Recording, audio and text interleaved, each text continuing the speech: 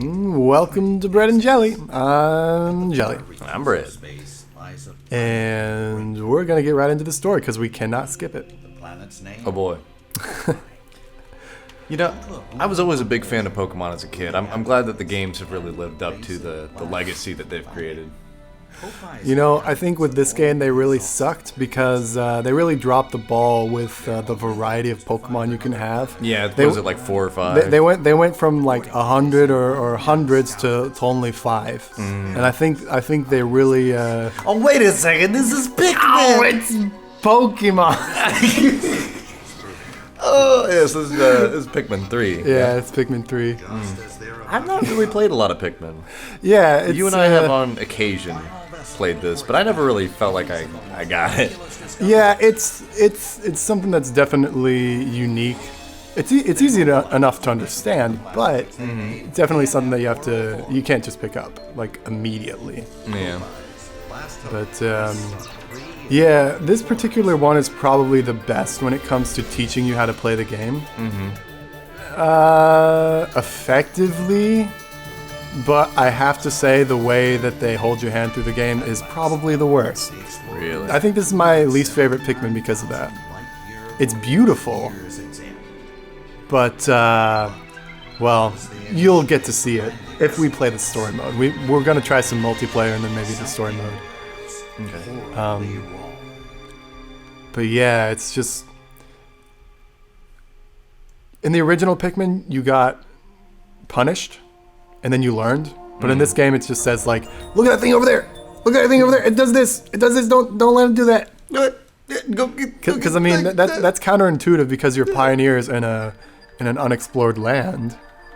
Oh, so you mean they shouldn't be holding your hand constantly? What? Yeah, Great. I mean you shouldn't know. So Brad and I are fighting over control of the game. Were we even doing that? I was just pressing buttons. Wait, hold on. Can we not like go to the title screen? Does it go straight to this? Wow. I guess we're just stop. I'm sorry. I don't know what I'm doing. Just don't do anything. Well, I mean, wait, hold on. So wait, who's gonna play the single player? Me. Oh, okay. No, you should play it actually. Okay. Okay, but I want to play it. No, but you do it. You do it.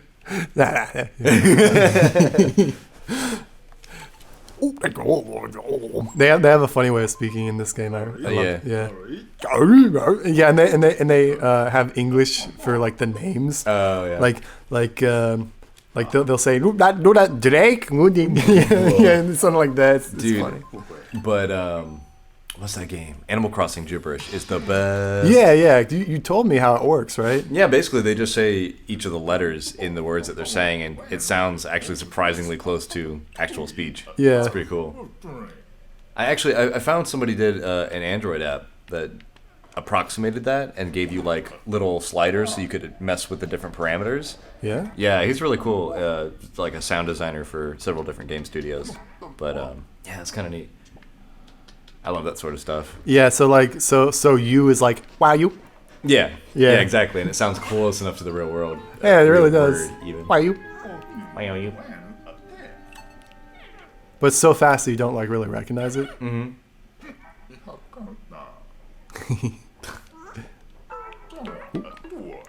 Wait, what? No. Wait. No, I'm not doing stylus mode. No way. You're doing Silosode. I'm not doing stylus Yeah, mode. you are. I hate Nintendo. Nobody likes motion controls. Okay? All right. Oh, please understand. No one likes motion controls in a game that we're trying to be good at. Maybe in a party game. But Wilson, please understand. Please understand that motion controls are. Well, don't you? I can do it. Everything you just learned will teach you again because you need it because you're dumb. You can't do anything by yourself. We have to teach you. Wait, can I change this? Please. Okay. God. Oh my God. Thank you. Thank you. Oh my God. Thank you. This is so much better. So yeah, this game is all about solving problems with the numbers of Pikmin that you have, which normally includes fighting monsters, carrying things. In this I think game, people know what Pikmin is. not everyone. No, really? I mean, I guess I didn't know, but yeah, you throw the little dudes at the stuff, and they do the stuff.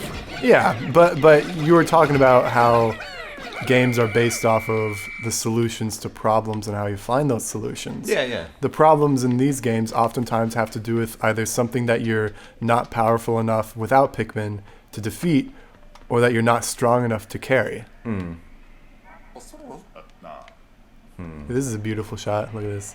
Yeah, that's cool. Dude, I gotta say, I love it when video games do the silent treatment. Yeah. There's no music and you just hear the wind blowing. Yep. Really, It's good stuff. really makes you take in the scenery. Really makes you take in the scenery. You really start to just enjoy all this bullshit on the screen.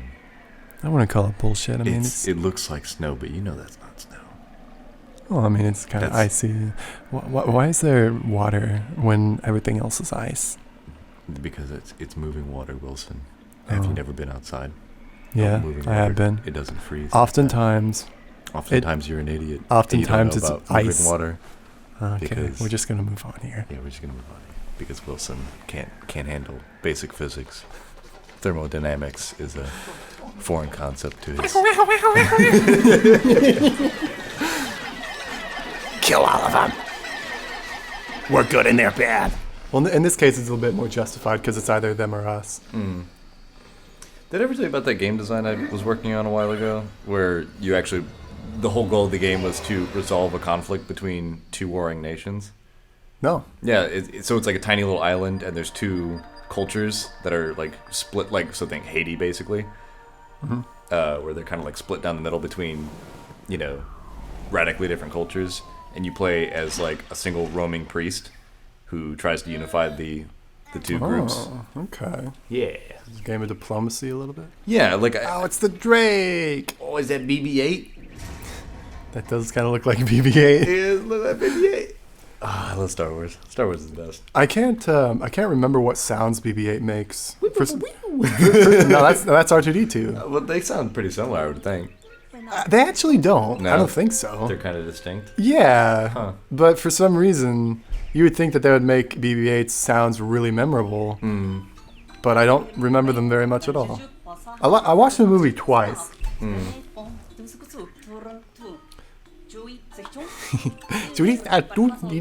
Yeah, I love it. See, they say like the English names in English. You know, the SS Drake. Yeah. I'm I look at his little eyes going like. Now I'm just thinking about Hotline Bling. I'm sorry. What? Because the ship is called the SS Drake. Oh. I'm just picturing like a big please, decal on the no. front. Dude, No. Drake is the one we love to hate. He's the best. Well, yeah. His music's pretty good, but it's like he's so goofy. You know what I mean? Yeah, he's pretty goofy. Dude, did you know that? I mean, I guess it's stupid not to think of it. What? But Drake specifically engineered his music video, or at least the people in charge of it. They engineered it so that it was very friendly towards people trying to edit it.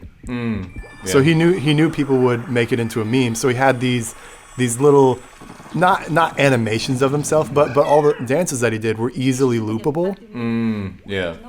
Yeah, no, totally. If you're a marketer in this day and age, you got to be on top of stuff like that. Yeah. You got to make it available for other people to remix. I honestly don't think that I would have understood or been aware of the music video if it hadn't been for the memes. Yeah, exactly.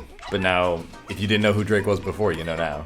Yeah. And even though that's not really his best music, you know, if he can get your attention now, maybe you'll listen to more of his stuff and decide you want to buy his record or whatever. That's true. That's what it's all about, baby. That's what it's all about. Sometimes it's hard to. It feels, especially as like an amateur creative type person, you know, like thinking about marketing makes me sad. But it doesn't have to be that way. Like, it's actually an awesome thing. You know, you're just trying to share this thing you care about in the best way possible so that people get the right idea of it. That's what it boils down to. You know, so as many people as possible, and that they don't get confused about what you're really trying to do. But, but then there's the whole thing about false advertising or deceptive advertising. Yeah, and I guess that's where it's easy to get kind of bummed out. But like, you know, I don't know. You do what you got to do. You do. Sometimes it's not up to you. To make the sale. Yeah. And unfortunately, you know, once you, that's the way I look at it. It's like once you get it in the hands of your audience, then worry about making sure that they get what they need, that you fulfill that contract with them. You know what I mean? That's true. That they're entertained and satisfied. But get them in the door first. If it's not for them, because like it's like, did you ever do telemarketing? When I was younger, I took a bunch of weird odd jobs, and I was a telemarketer for a while. Really? Yeah, dude. So I've been basically cold calling people all day, just trying to use whatever charm I had to, you know, get people to buy bullshit insurance that I knew was not good for them. But, you know, so I'm like picking on old people and stuff. And, but the thing was, out of the 30, 40 people I would call, you know, in a couple hours, one or two of them actually did need insurance and didn't know what they were doing, you know, and it's like, yeah, okay, sure, I'll talk to somebody. That's all I was trying to do, was get the word out. So if you think about it like that, you know, you're just trying to help the right people, and the problem is sifting through everybody to figure out who really needs that kind of help. I'm sorry, I was supposed to do something with the gamepad to progress the story. Yeah, it's a little goofy. Don't you hate that? Just like, it takes you out of the game. Do the thing. Yeah. I think I'm okay. No, do the thing. You cannot progress unless you do the thing and show me that you can do it. Doing the thing is compulsory. It's like public schools. Whoa. You're so edgy, Wilson. No, it's just, well, I mean, you and I hate public schools. I think everybody hates public schools. This is not an uncommon. Yeah, but you and I are pretty cynical. Well, I got really burned by public schooling. So, really? Yeah. How so? I was actually in like a special needs program for the majority of my. Oh, you know what? You told me that. Sure. Yeah. Yeah. But I mean, you really didn't belong there because. Yeah, I was sitting next to people who were severely disabled and needed like constant help just to get through the day. Yeah. And, you know, I just got put in there because I didn't like math, and my teacher said I, you know, had ADD. So they prescribed me ADD. Next thing you know. Which I didn't have, and I didn't need medicine for. Well, if it makes the doctors I think I told you this before. If it makes the doctors an extra buck, who doesn't have ADD? Right. Well, no, that's exactly what happened. There was an epidemic of sales. Yeah, that's just how it goes, man. Yeah. What kills me though is that that actual like medicine is like a Schedule 2 drug. Like it's in the amphetamine family. So it's basically the same chemical as, you know, any of the other amphetamines. Yeah. And it works the same way on your body. Yeah. It's highly addictive. It is pretty goddamn And basically addictive. all it does is like juice you up, you know. Yeah. So, I don't know. I would have been better off without it, I gotta say. I think that's what it came down to, is it was another excuse for us to not learn skills, like, you know, how to focus, how to study, right? Things that nobody teaches you, you know, unless you have really cool parents. Yeah. Yeah, and I was talking about that with somebody the other day. I forget who, but they were complaining about how wealthier families are inordinately more educated, you know, and thus procure more wealth, and like that's kind of how the rich get richer in a lot of ways. Is they get access to the good education, so then they get the better education. You know what I mean? It's like, yeah, okay. But part of what I've experienced in wealthier families is that they get way more involved in their kids' education. Is that so? Oh yeah, absolutely. Like they're smart, you know what I mean? Usually these people have enough sense to at least like be holding their kids accountable, you know. But like sincerely, families in lower middle income brackets, a lot of them don't do that kind of stuff, and that's part of why their kids fail, even though, you know, the public school might have resources. Like that was certainly the case in my family. Like to this day, I don't think my parents have ever seen a report card. Oh, wow. You know what I mean? That kind of stuff. Yeah. So I think that has a big part to play in part of why, if you're low income, lower middle class, you know, low class, it's hard to get out. you don't learn. You know what I mean? At least that's kind of the American dream, is that you hope. Yeah. You hope it's enough. Well, if you can get the education, maybe you can get out. You know. You're definitely right in many instances. What is that? We'll find out next time on Bread and Jelly. Oh.